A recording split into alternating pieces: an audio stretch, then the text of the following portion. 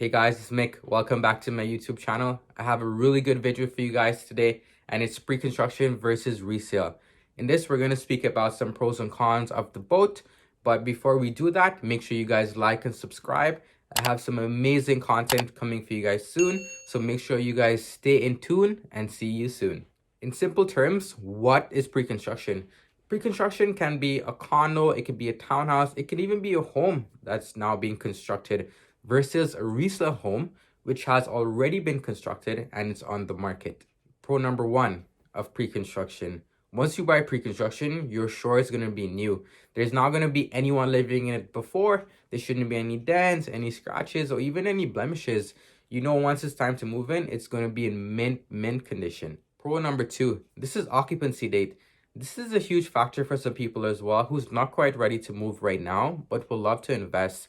On the occupancy date, you don't need to move in right now. However, this could maybe be 1, 2, 3, 4, even 5 years in the future. So until then, you could get everything in order. Pro number 3. Pre-construction is semi-customizable. And what I mean by this is that once you book a pre-construction project, the builder is going to call you in the future for something called selection date. And what is selection date? I think you're going to have a lot of fun here. But this is when you book the features and furnitures that you want. For example, you may want a different color flooring, so you select that. You may want an optional kitchen island, so you select that. You know, the list really depends per builder and per project, but that's kind of what selection is, and that's why I think it's also a pro. Pro number 4. This is lower maintenance fees. This wouldn't apply to freehold projects, but it does apply to the ones that has the maintenance fees, such as maybe condos. This would be the lowest possible, the maintenance fees, but as the years go on, yes, it would increase. However, you don't need to be worried about a large increase for a few years. The reason is the condo is still very new, and chances are something being repaired or even broken is really slim. Let's speak about cons of pre-construction project. The first con being is that it's really hard to visualize the project because it's not built. So for some people, this could be really tough as you need to rely strictly on floor plans. Con number 2, and I think this is a huge con as well, so make sure you guys pay attention. It's the builder's ability to close on time. This rarely happens that builders close on time. The reason is stuff arises such as, inspections mightn't go as plans.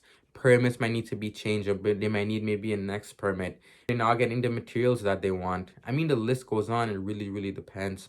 So for example, let's just say you buy a condo and it's closing 2024 spring. You mightn't get this until 2025 spring.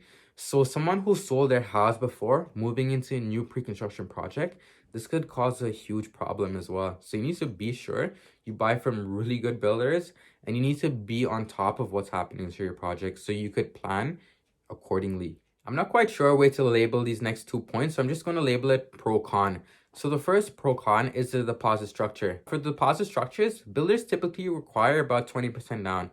Although some projects maybe require 5, maybe 10, but let's just say we'll go with 20% down.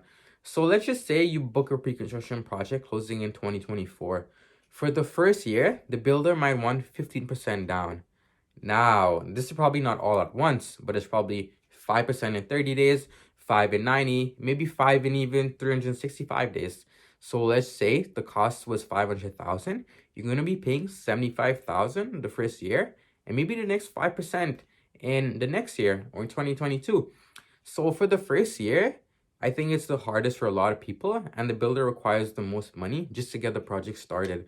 So you really want to keep in mind on the project you're buying and depending on the deposit structure, because not everyone might have 15% down the first year for their pre-construction project. Point number 2, and this is a huge one for the pro/cons, but it's appreciation. Now, a lot of people buy pre-construction projects strictly based on its massive appreciation. This is not the case anymore, at least for certain builders. These builders are getting really smart, and they're not trying to miss out on profits. So what they're doing is that they're pricing their projects based on high future values. For example, brand new towns closing in 2 years, it's selling for 800,000, while a comparable town in the same city, it's selling for 650,000 resale. So when you really consider the appreciation you might get in 2 years from the new pre-construction project, it might not be that much. Rather, the resale selling for 650 in 2 years might be 800,000, or possibly a finished basement. So I mean, you really got to consider it, and you really need to make sure you're buying from a reputable builder who's not ripping you guys off and charging extreme prices for their projects. If you guys want more details on that, just reach out to me and I'd love to kind of show you guys the tips and tricks what these builders have been doing. Let's speak about resale homes, and we're gonna dive in right into pro number 1. The first pro being its occupancy slash closing. Compared to pre-construction projects, resale homes close much faster. For example, let's just say you book a pre-construction project closing in 4 years and you decide on a resale home. This resale home is ready to move in right now. Or you may need maybe 30, 60, 90 days to get everything in order. For a lot of people, this is a huge factor because they probably won't want to wait on a pre-construction project and they want a faster closing. So for some people, that's definitely the better option. Pro number 2. And this is the next huge one, but why people buy resale as well is that it's already in a built-up community. What I mean by that, it probably has great schools, a lot of groceries, gas stations, easy accessible transit, compared to a new pre-construction development that probably doesn't have any. Pro number 3, and this is more choices. Once you decide a resale home is for you, you're going to be doing a lot of showings. So now you're going to be seeing the different type of layouts, the different type of designs, exactly what you want versus what you need. And I did speak about this in my previous video. Make sure you guys check it out. The link would be in the bio. Number 4. And why I think this is a pro, because depending on what you buy, you're going to be getting large appreciation from resale. If you buy a fix and flip, for example, you're going to be getting it much cheaper. It's going to need renovations. So once you do those renovations and the comparable home sell for a lot more, you're going to be making a lot of money in profit. Now, I will be speaking more about this in future videos, but if you're really curious and you're looking for a fix or flip, just reach out to me and I'd love to help you guys out. Let's speak about cons. The first con being its age. I think a lot of people get the wrong judgment once this comes to age of houses. For example, homes in downtown Toronto are hundreds of years old, and these homes are renovated, are in top condition. That's not saying you need to get a house that old, but homes 5, 6, 7 years are sometimes in really good condition.